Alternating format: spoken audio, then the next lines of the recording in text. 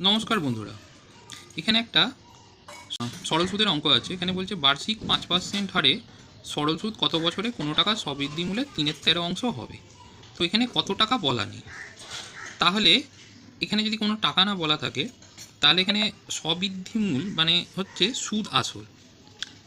সুদ আসলকে বলা হয় স্ববৃদ্ধি মূল। এক্ষেত্রে সুদ আসলকে আমরা যদি 13 ধরি তাহলে সুদ কত হবে?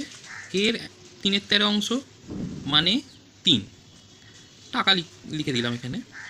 তাহলে সুদ আসল 13 টাকা, সুদ হচ্ছে 3 টাকা। কার থেকে পাচ্ছি? এইটার থেকে পাচ্ছি। তাহলে আসল কত? তাহলে আসল হবে, এটা থেকে এটা বাদ দিই, 10 টাকা। এখানে দেখো সুদের হারও বলা আছে। সুদের হার কত? 5%। সময়টা বলা নেই, সময়টা আমায় বের করতে হবে। তো সময়টা বের করতে গেলে এখানে আমরা সুদ বা ইন্টারেস্ট সমান কি ফর্মুলা জানি? PRT/100। এখানে পি মানে হচ্ছে আসল,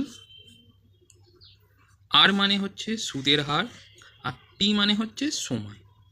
এই ফর্মুলাটা যদি মনে রাখো তাহলে কোনো অসুবিধা হবে না। এখানে ইন্টারেস্ট হচ্ছে সুদ, আসল হচ্ছে পি, প্রিন্সিপাল মানে পি, সুদের হার হচ্ছে রেট অফ ইন্টারেস্ট, সময় মানে হচ্ছে টাইম।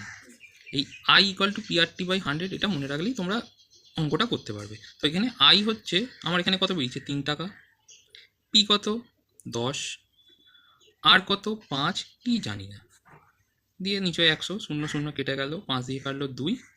এবারে এখানে 2টা নিচে আছে, এইদিকে গেলে কত হয়? 6। আর এখানে পড়ে রাখছে টি। তাহলে T = কত বেরোচ্ছে আমার? 6। তাহলে আমার উত্তর হবে টি মানে সময় হচ্ছে এখানে কত? অপশান এ 6 বছর। তোমরা অঙ্কটা ভালো করে দেখে নাও। আর তোমাদের জন্য একটা অঙ্ক দিলাম, কমেন্টে এটা কি উত্তর হবে জানিও।